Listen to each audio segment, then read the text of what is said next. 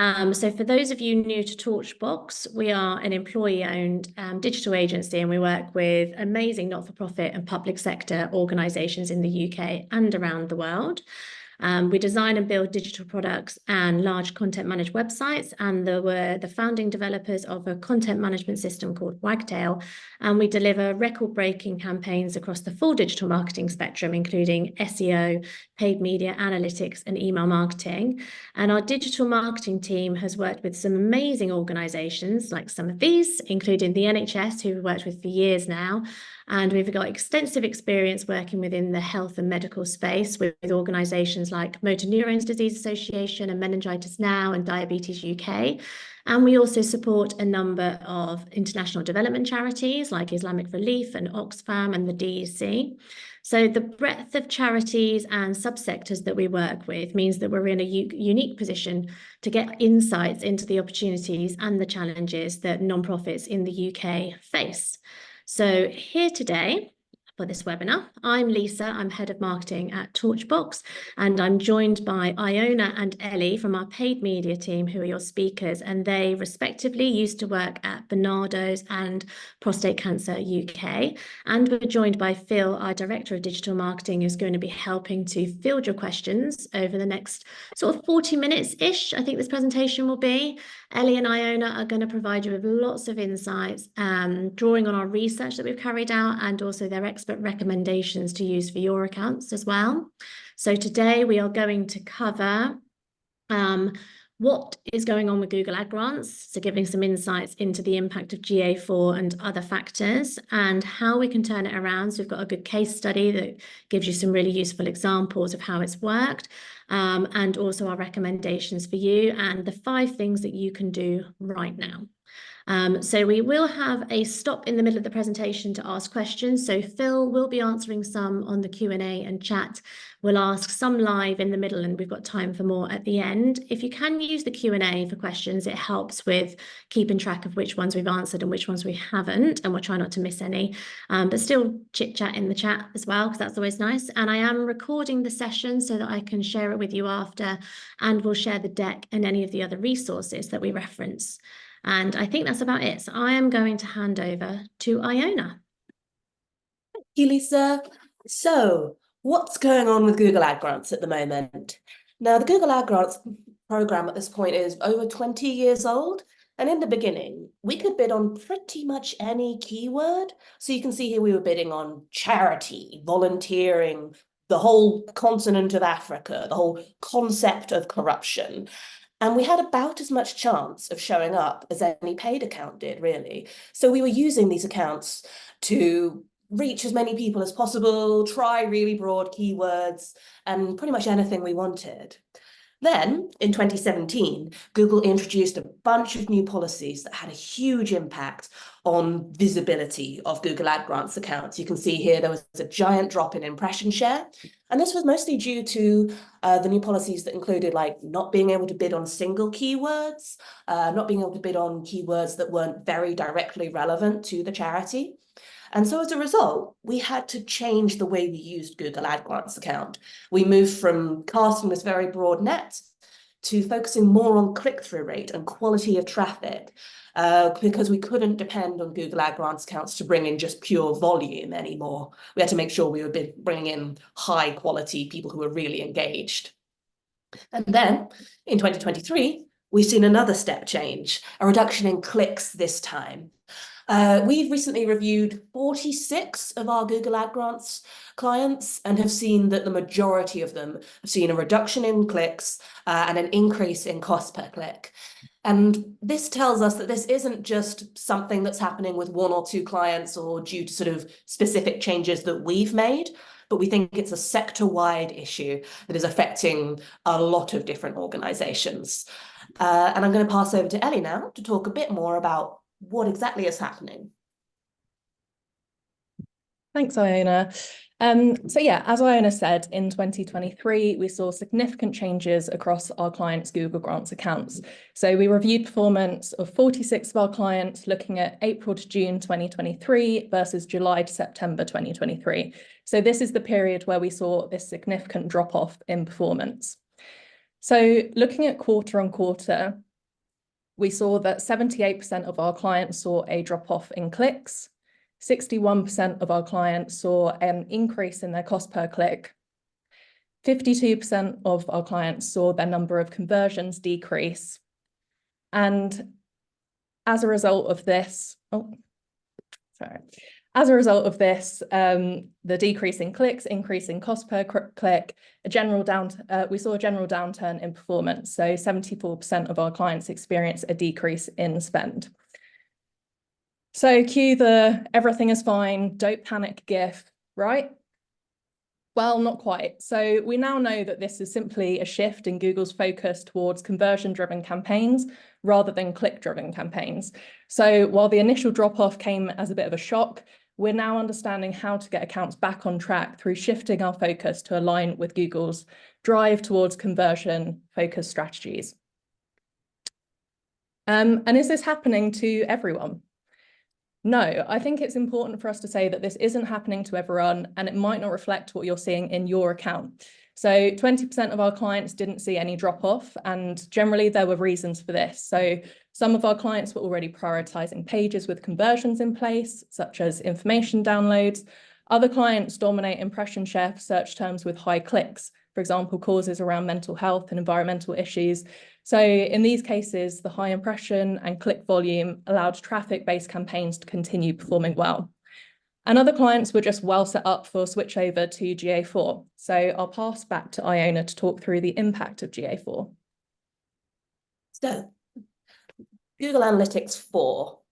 In October 2020, Google came out and sort of said, we're bringing out a new version of Google Analytics. It's going to be called Google Analytics 4.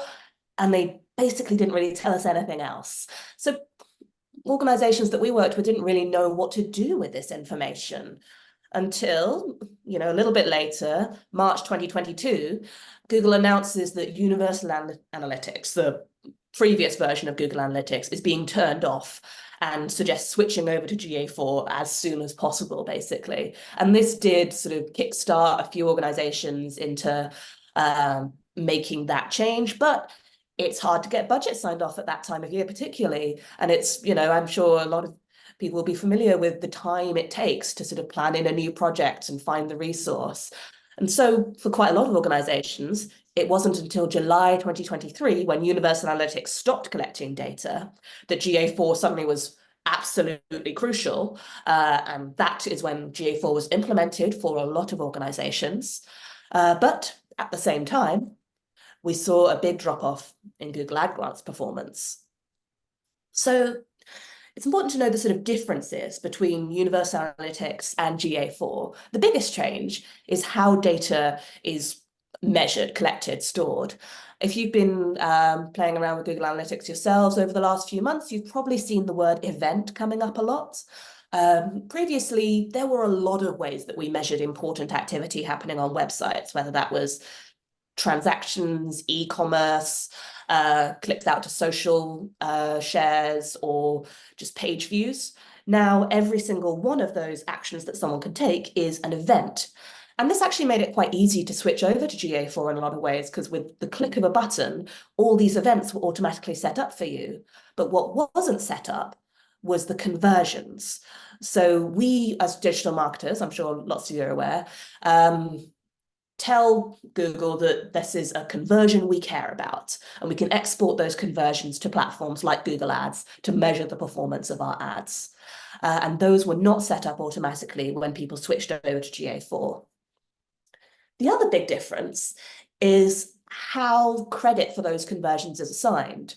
So in Universal Analytics, there were lots of different attribution models available, and it was very easy to compare them to one another.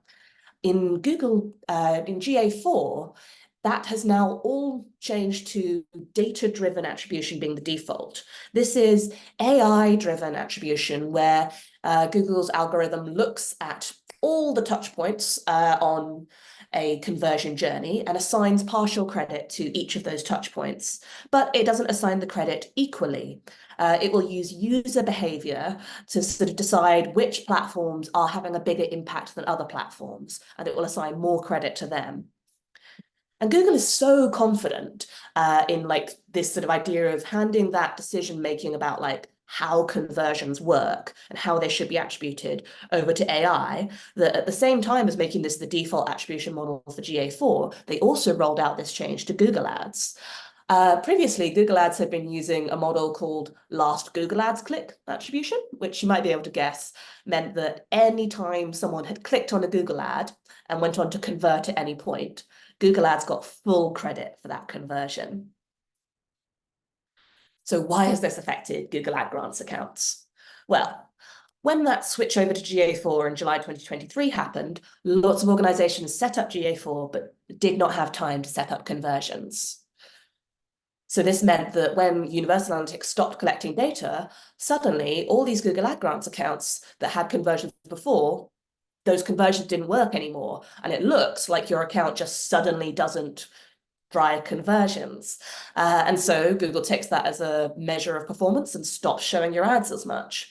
And they stop getting clicks as a result. Also, those accounts that had set up GA4, at that sort of time with the switchover or maybe a little bit earlier, those conversions needed time to collect enough data for Google's AI to be able to optimize performance. So even if we had conversions that were functioning, they didn't have enough historic data to really tell Google what works.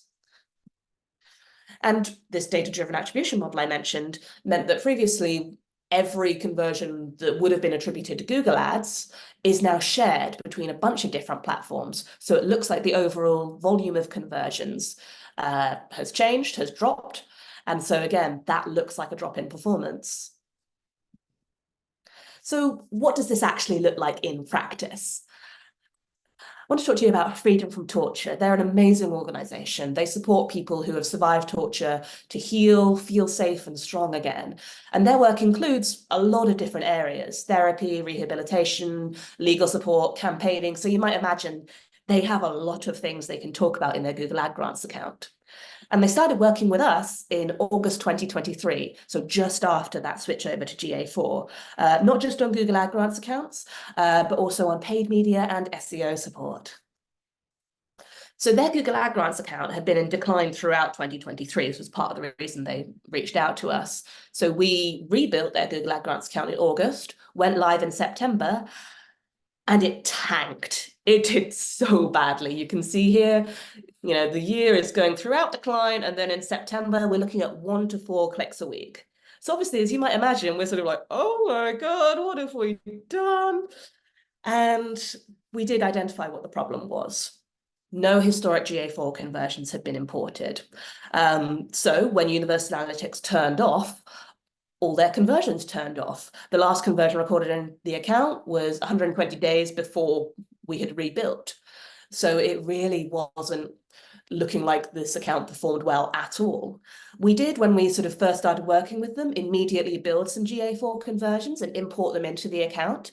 But they hadn't had enough time to gather that data. So Google's AI didn't know what kind of people were responding to those conversions and were converting. So what do we do about this? To start with, we temporarily turned on the previous ad groups that were working well. So when we rebuild a Google Ad Grants account, we don't delete all the old campaigns just in case something like this happens. So we were able to quickly switch that back on. And while we still had the problem with not getting enough conversion data, at least those ads had historic click data and historic impression data. So Google had a bit more to go on, and they performed better than our brand new ads that had no history behind them whatsoever. We also, as our top priority, looked at what new conversions can we add in GA4 and how can we make sure they really are set up to be conversion focused going forward.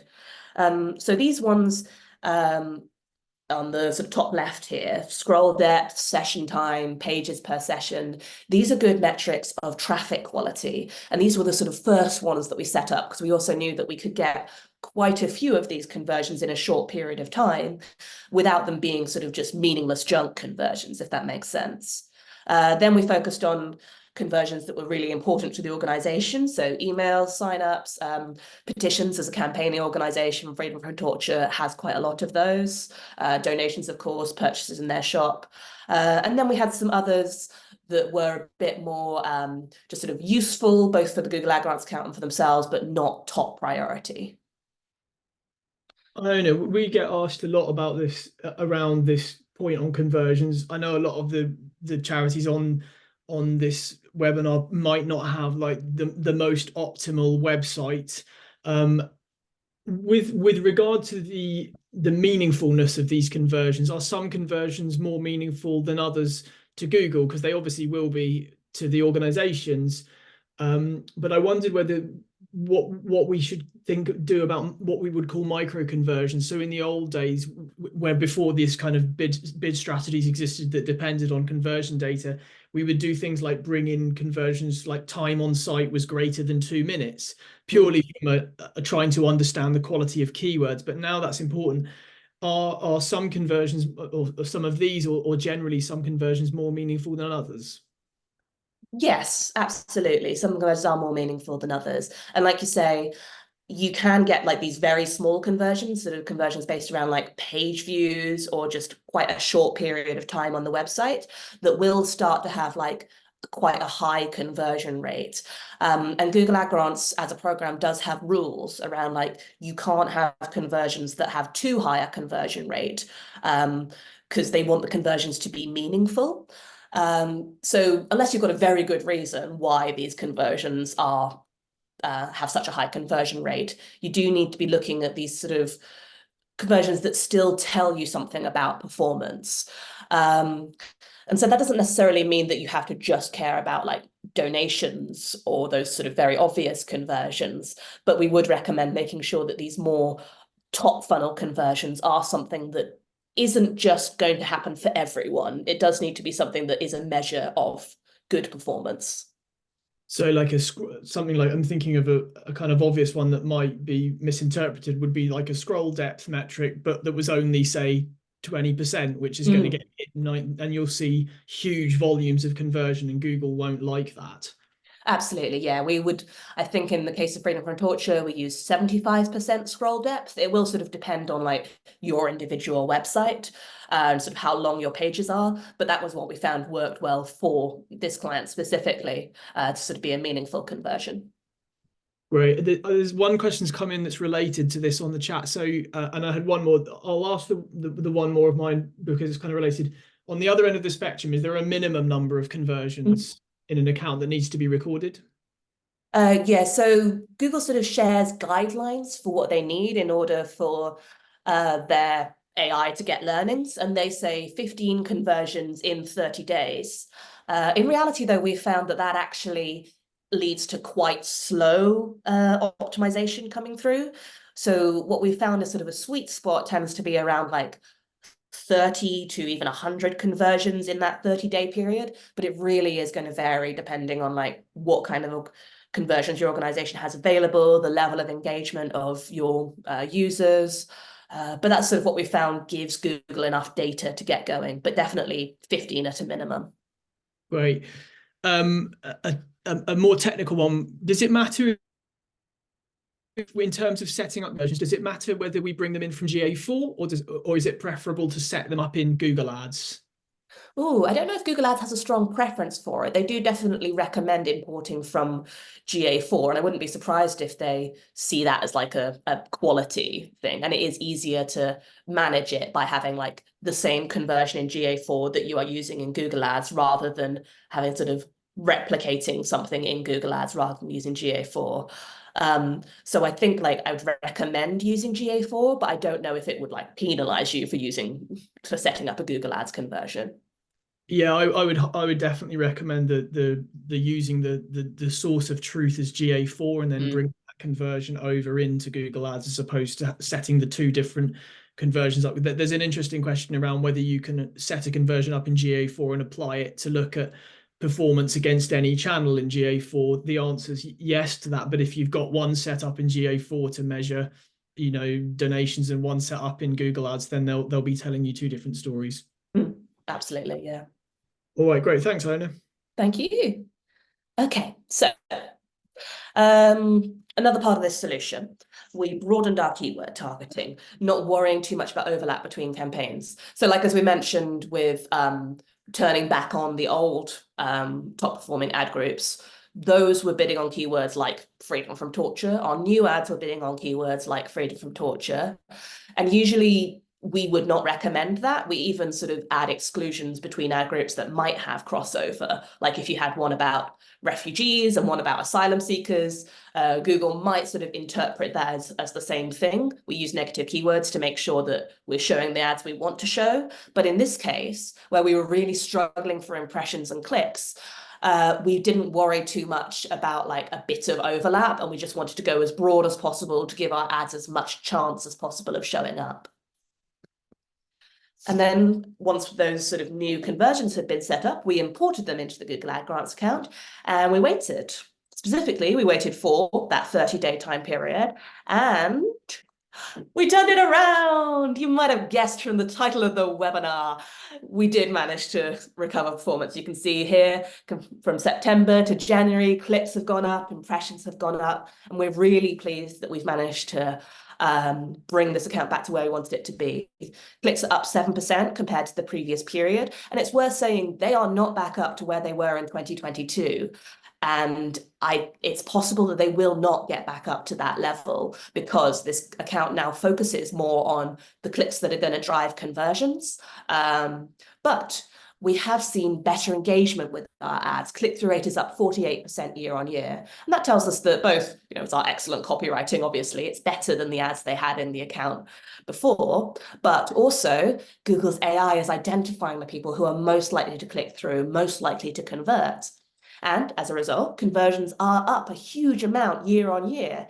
And this is obviously largely due to we are measuring different things that we weren't measuring before in the account. So yes, we're going to have more conversions in the account, but we are seeing an increase in those conversions that we were already measuring.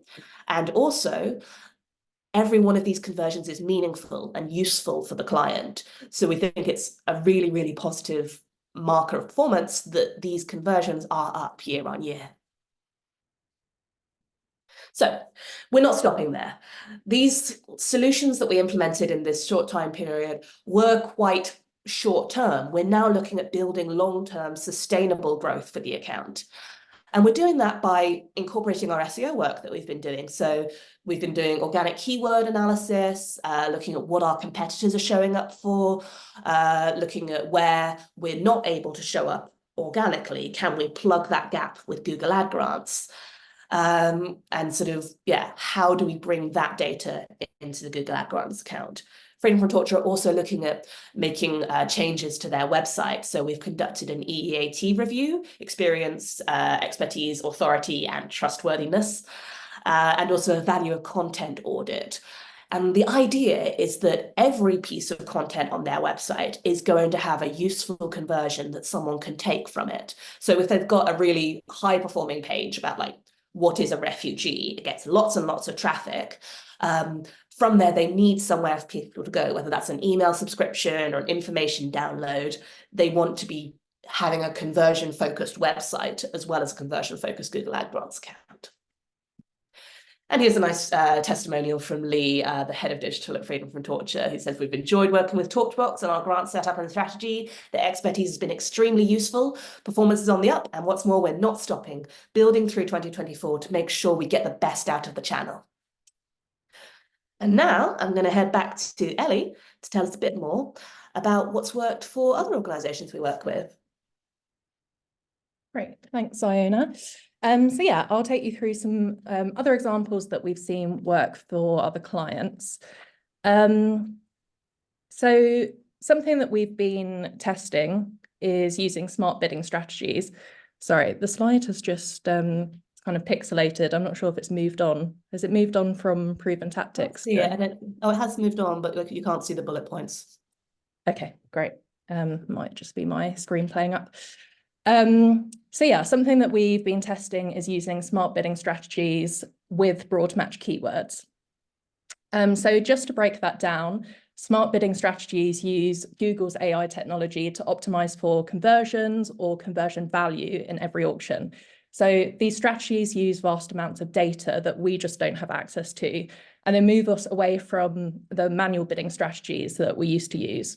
So rather than setting our own manual bids across specific ad groups or keywords, you let Google do the heavy lifting and use all the data that they have in the account. And smart bidding strategies are strictly conversion based, so they're not to be confused with automated bidding, which focuses on increasing clicks or impression share. And if you don't have conversion tracking set up, you can use automated bidding strategies, but we'd strongly recommend this move to conversion-based strategies and setting up conversion tracking. And then just to quickly explain broad match keywords. So in Google Ads, there are 3 types of keyword: broad match, phrase match, and exact match. And this screenshot is from Google's documentation and isn't very non-profit friendly. So I'll just give a charity example for each. So exact match is where your ads show on searches that are the same meaning as your word. So for example, fundraising ideas. Phrase match is where ads show for searches that include the meaning of your keyword. So fundraising ideas for sports teams.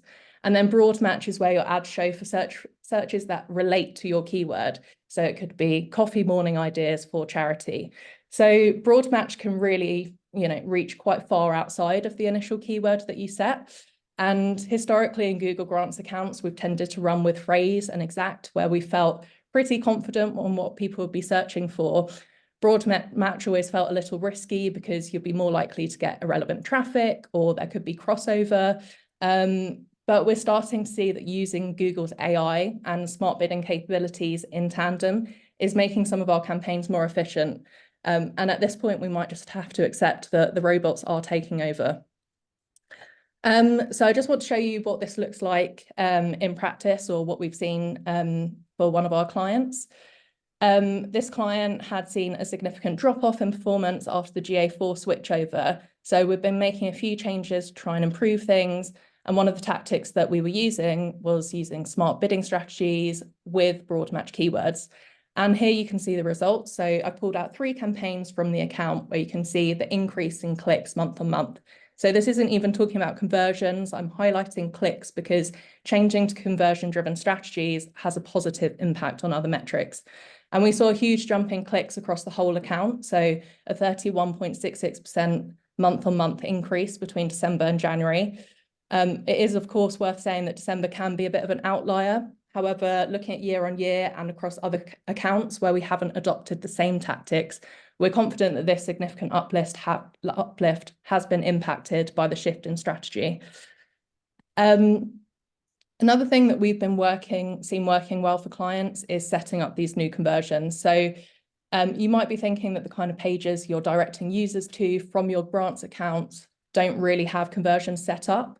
But what we would recommend is getting a bit more granular and a bit more creative with these conversions. So like what we saw with Freedom from Torture, starting to introduce softer conversions that are still meaningful for your organization, and introducing these into the account. So things like outbound clicks, email subscribes, scroll depth, resource downloads. And then another example I wanted to chat through is where we've seen success using paid and grants accounts together. So with one client, we've tried moving campaigns where we were seeing really high cost per clicks to their paid account where they could be more competitive. And when we then added in broad match versions of these campaigns to their Google Grants accounts. And this client doesn't have a huge budget, so we ran the campaign on a schedule for the times where the click-through rate and conversion rate were at their highest. And then we used broad match keywords on the Google Grants accounts to plug the gaps. And this worked really well. We saw an overall increase in traffic of 6.4% year on year. So between January 2024 and January 2023, and a reduction in the total cost per click across both accounts. So the biggest learning here is to use paid and grants accounts together to increase impression share at key times of day, and then use broad match terms to increase the reach in your grants account. And then finally, restructuring the account and just going back to basics is a really great thing to do, especially if it hasn't been reviewed in a long time, or if there have been significant updates to your website since it was last built. So one of our clients has seen a decline in spend in their account, and we focused on streamlining their account as it had grown over time. There'd been a lot of new content that was added, and the structure didn't really make sense anymore because they'd refreshed their website. So we went back to basics, we reviewed the structure, reviewed all of their ad copy and their budget splits across campaign. And we redistributed the budget, we updated all the copy, and we restructured the ad groups to match how content is structured on their website. And we immediately saw the spend go back up and clicks and conversions increased as a result. So what can you do right now to improve performance in your grants account? The first thing, which will come as no surprise, is to import GA4 conversions. So what we mean by conversions is those actions that happen across your site. And these conversions can be a mix of top funnel, middle and bottom funnel conversions that represent different stages of your customer journey. So in the awareness stage, you might want to track, scroll depth, time spent on page. In the middle consideration stage, it could be things like resource downloads or registering interest for an event. And then in the bottom funnel conversion stage, you have your kind of core donations like core conversions like donations, event signups, and online shop purchases. And the first step really is to decide what these conversions are going to be. And it could be difficult knowing what these meaningful conversions are for your organization, but it is worth putting in that time upfront. The second thing that we would recommend is to use conversion-based bidding strategies. So moving away from max clicks and starting to focus on conversion-based strategies. Max conversions is a really good place to start. It doesn't rely too heavily on historic data or conversion value tracking. The issue is it could result in higher cost per conversion because you're not giving Google any guidance on what your conversions are worth. But once you start to build that solid data, you can think about, target CPA. So target CPA will optimize bids based on the target CPA that you assign. Some conversions may cost you more, some may cost less, but altogether Google will try and keep the cost per action as close to the target that you set. The issue with this is it could throttle your spend. So if you set a target CPA too low, it could limit and reduce the volume of traffic that you get to your site. You can also try using target ROAS and max conversion value strategies.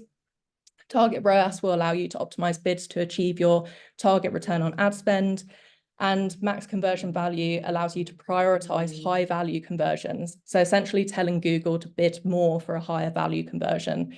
Both of these strategies can be really effective, but require you to have more in the way of historic data, and having solid insights on how much your conversions are worth and what you expect your return on ad spend to be.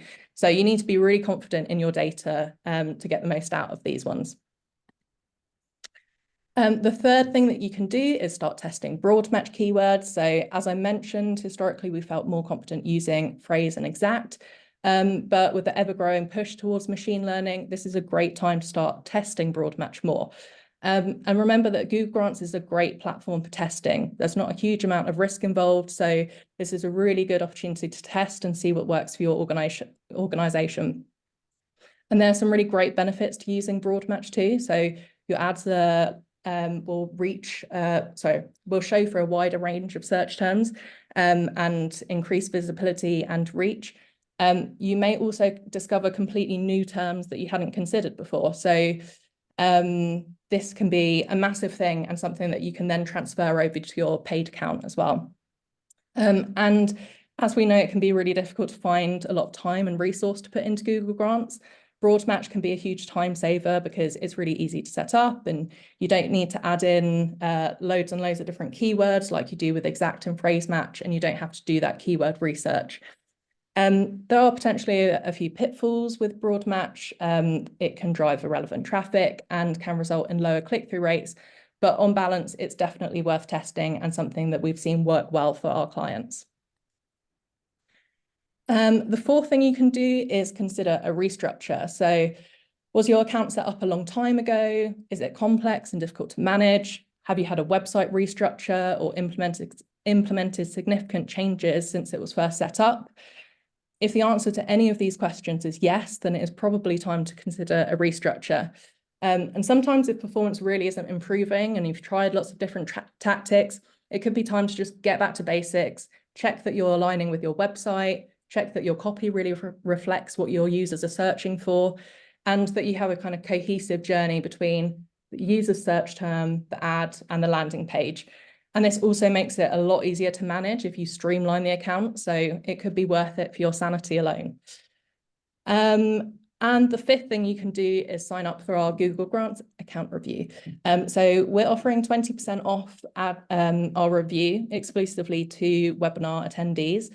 And in this review, we'll check your account setup, your structure, your keyword targeting, ad formats and ad copy. And then we'll provide you with some insights into what you're doing well, identify where there might be room for improvement, where there could be opportunities for paid ads, and we'll also be able to create a roadmap for how you can turn performance around. So that's everything from me. I will pass back to Iona. Thank you, Ellie. So we know it can be really distressing when performance is in decline, whether that's due to a drop-off in donations with the cost of living crisis, or difficulty measuring conversions due to like cookie restrictions, or something like GA4 coming in and changing the way we need to track conversions.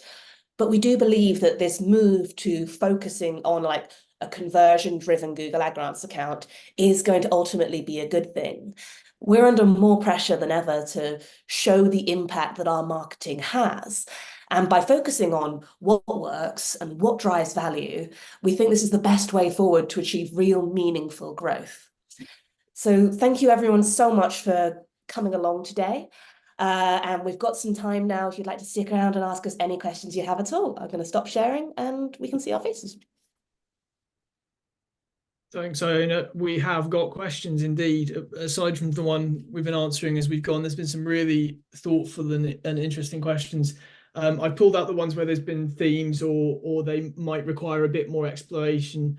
So the first one was from Jean, who this is a great question. I think we'll all understand this probably as agencies. So we get asked this a lot is when you log into Google Ads, there are often lots of really helpful recommendations, and often when you speak to the Google Ads reps, they make lots of useful recommendations to us about what we should be doing with the accounts, which normally involve, in the words of Jean's message, turning on automatically created assets. Jean's astutely observed that some of these look quite low quality and random. Would you recommend doing that? Not to preempt your answer in the way I've asked that question. Yeah, they are a bit low quality and random quite a lot of the time. I just don't think Google's really there, or like the machine learning they're using to write these ads or create these visual assets. It's just not at the level it needs to be for the sort of the standards that most people have for their Google Ad Grants accounts. So we turn off that automatically created assets button, and we would recommend everyone do that in their Google Ad Grants account. We do, when we're writing new ads, look at the sort of automatic recommendations that come up from Google, and sometimes they're good ideas, but we recommend still retaining control over your creative and not turning on those automatic options. Just in general, those sort of, recommendations are often about automation, and it is at your discretion. It's a hard line to tread, like how much automation do you go for? Because we do know that Google will reward accounts that use this AI learning, but you know your organization best, and you don't want the account optimizing towards something that you don't care about. And so that's why we do tend to sort of maintain manual control when it comes to creatives, when it comes to keyword targeting in those sorts of decisions where organizational knowledge is really important. It's been interesting, hasn't it, over the years, seeing how, in the sort of late 2010s, how that sort of recommendations and automated features were really poor. Like you would get recommendations I could pick any account to add a ton of keywords, and you would look at them and they would be like, apply for credit card. I mean, that's a real, I would see that routinely and you would hit, why would I do that? And we would absolutely veer away from anything like that, automated site links, that we would just recommend not doing that. Now, though, actually, a lot of those tools, they do work really well. So I guess more widely at Google Ads level, things like use of dynamic creatives, RSAs and things like that, where you give lots of headlines and lots of text and allow Google to optimize. That works really well, but there's still that layer of control, isn't there, where you're supplying the suggestions to all intents and purposes. Exactly, yeah. The AI's come a long way, but like Ellie was saying about broad match, we think that's in a much better place right now than it used to be. But it's still, you still need a human advertiser to work on these accounts. Mhm. All right. Okay. There's a couple here that I think this is about 3 or 4 people have asked this in various chats and Q&As here about Google ad grants and Google paid ads and how to get the best out of them. And I know Ellie's touched on a few of the suggestions there, but I just wondered if there was anything more we wanted to expand on in terms of how to, just a chat about how to get the most out of those two platforms working together.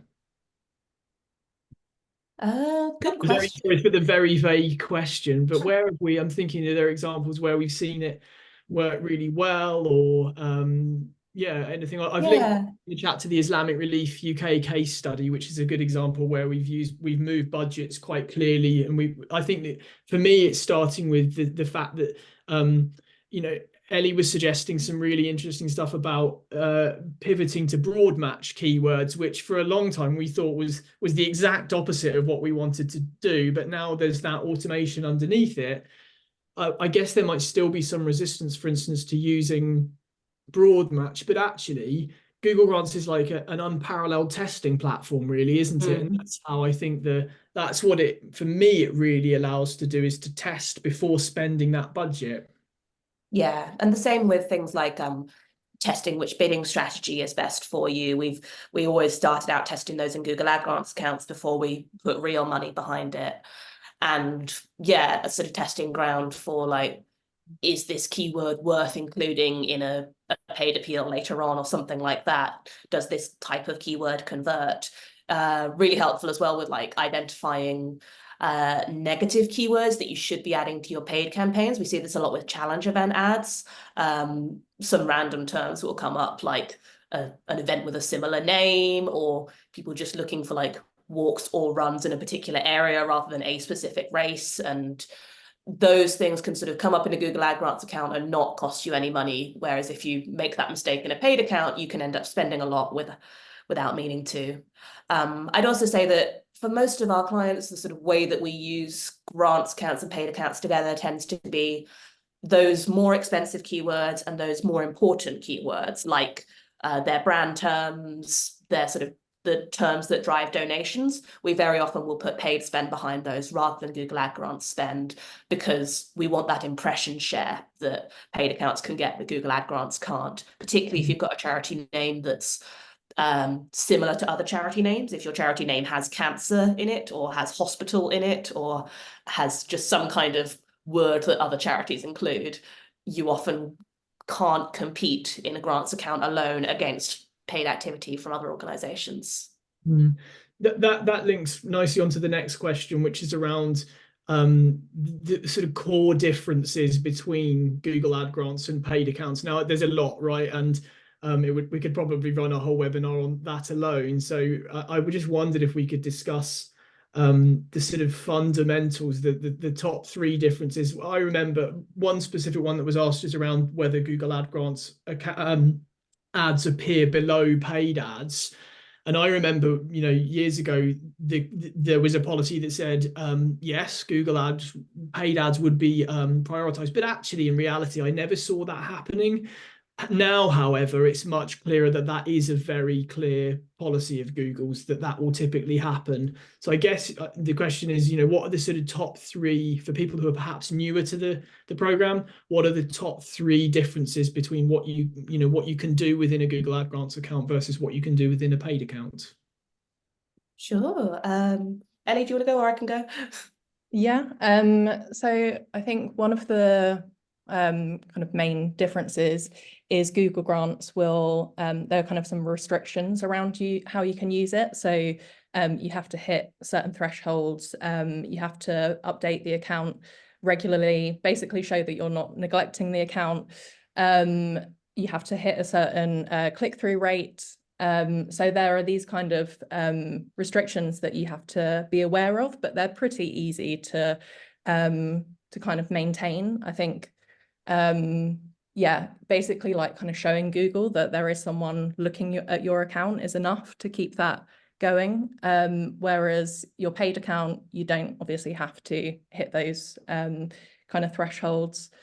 And then, yeah, I'll pass back to Iona to cover the other one. The other big difference would be the types of campaigns you can run in a paid account. Google Ad Grants accounts are purely like text search ads. You can add image extensions, but you can't run, for example, a display campaign or a YouTube campaign or a Performance Max campaign. So this is a whole other world of like reaching audiences based on like user intent rather than the keywords that they're searching for, reaching audiences on other platforms. Paid Google Ads can be used as much more of a sort of cold awareness raising channel rather than just like having to really know the user intent and know what someone is searching for and reach them while they're searching for it. So yeah, it definitely, I'd say that's the sort of major change. And then I guess my third change difference between Google Ad Grants accounts and paid accounts would be the kinds of keywords you can bid on. As Ellie mentioned, that is like one of the policies. So that sort of change that came in 2017 that I mentioned at the beginning, single keywords, very broad keywords. You're allowed to bid on those in paid accounts that you can't bid on in Google Ad Grants accounts. And so there are more opportunities to go a bit, to sort of take a different tactic with your paid account that you can't necessarily take with your Google Ad Grants account because you're restricted in the keywords you can use. Any other differences that anyone would add in there?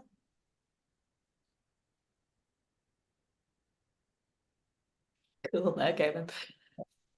I don't think so.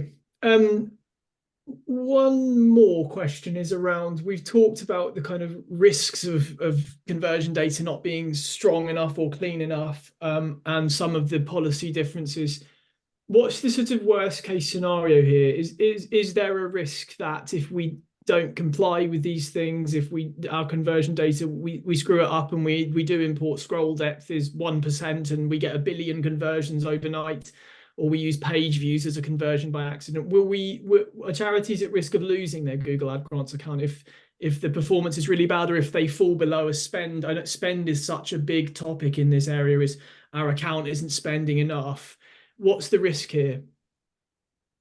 I mean, honestly, it takes quite a long time in our experience to lose a Google Ad Grants account completely. They can get temporarily suspended, but you can make changes to turn things around. What really kills Google Ad Grants accounts tends to be neglect. If you are trying, if you are making a legitimate effort to do your best with the Google Ad Grants account, if you are, complying with the policies to keep click-through rate above 5%, to not have very low quality keywords, then you're not going to get penalized too much for having like poor performance, honestly, or for spend dropping off. And for those that have Google Ad Grants Pro accounts, which have $40,000 a month instead of $10,000 a month, we don't think you're going to lose it. I think we had a client recently that like their account got accidentally deleted or suspended, and it did get reinstated with $40,000, even though Google does not give out $40,000 accounts anymore. So like, they don't want to take this money away from us. They just are changing the way that they want us to use it. And so I really do think that if your Google Ad Grants account is in trouble, you are very unlikely to lose it if you are trying to turn performance around. Brilliant stuff. I think that's it from the questions. Lovely. Brilliant. Thank you very much, everybody, for joining us. And thank you very much, Iona and Ellie. That was a lot of talking and you did a brilliant job. So as I mentioned, I will send a follow-up email with the recording, and also just to share more about the rapid audit service as well, that we mentioned, which basically means that we can go through your account and give you lots of recommendations for how to turn it around yourselves. And I think that's about it. So thank you very much, everybody. We'll hopefully see you again soon. Bye. Thank you, everyone.